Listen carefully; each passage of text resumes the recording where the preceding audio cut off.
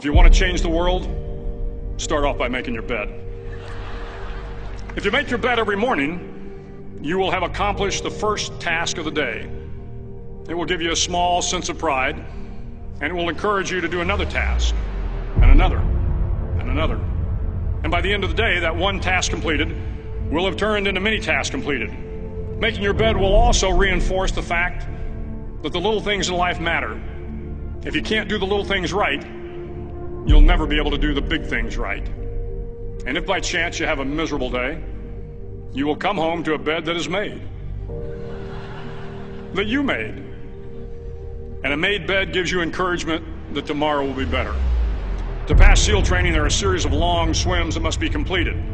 One is the night swim. Before the swim, the instructors joyfully brief the students on all the species of sharks that inhabit the waters off San Clemente. They assure you, however, that no student has ever been eaten by a shark, at least not that they can remember. But you are also taught that if a shark begins to circle your position, stand your ground. Do not swim away. Do not act afraid. And if the shark, hungry for a midnight snack, darts towards you, then summons up all your strength and punch him in the snout, and he will turn and swim away. There are a lot of sharks in the world. If you hope to complete the swim, you will have to deal with them. So if you want to change the world, don't back down from the sharks. Over a few weeks of difficult training, my SEAL class, which started with 150 men, was down to just 42. There were now 6 boat crews of 7 men each. I was in the boat with the tall guys, but the best boat crew we had was made up of the little guys, the Munchkin crew, we called them. No one was over 5'5". The Munchkin boat crew had 1 American Indian, 1 African American, 1 Polish American, 1 Greek American, 1 Italian American, and 2 tough kids from the Midwest. They out-paddled, outran, and outswam all the other boat crews. The big men in the other boat crews would always make good-natured fun of the tiny little flippers the Munchkins put on their tiny little feet prior to every swim. But somehow these little guys from every corner of the nation and the world always had the last laugh, swimming faster than everyone and reaching the shore long before the rest of us. SEAL training was a great equalizer. Nothing mattered but your will to succeed, not your color, not your ethnic background, not your education, not your social status. If you want to change the world, measure a person by the size of their heart, not by the size of their flippers.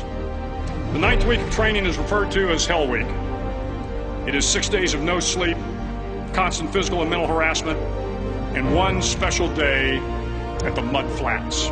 The Mud Flats are an area between San Diego and Tijuana where the water runs off and creates the Tijuana Sloughs, a swampy patch of terrain where the mud will engulf you. It is on Wednesday of Hell Week that you paddle down to the Mud Flats and spend the next 15 hours trying to survive the freezing cold, the howling wind, and the incessant pressure to quit from the instructors. As the sun began to set that Wednesday evening, my training class, having committed some egregious infraction to rules, was ordered into the mud. The mud consumed each man till there was nothing visible but our heads. The instructors told us we could leave the mud if only 5 men would quit.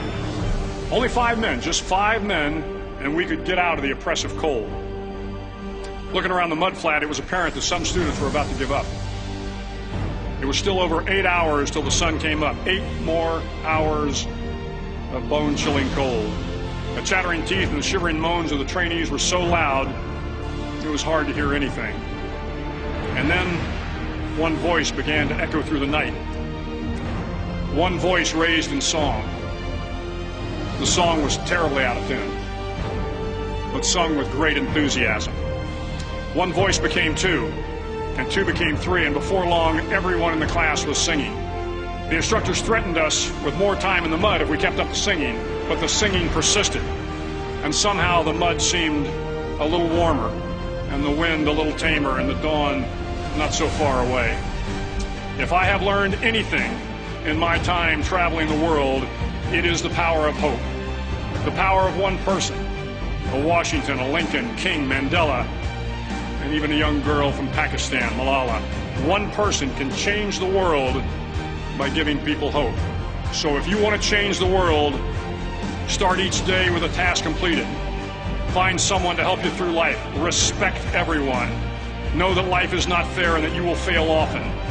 But if you take some risks, step up when the times are the toughest, face down the bullies, lift up the downtrodden, and never ever give up.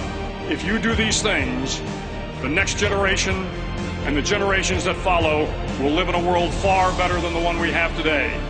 And what started here will indeed have changed the world for the better.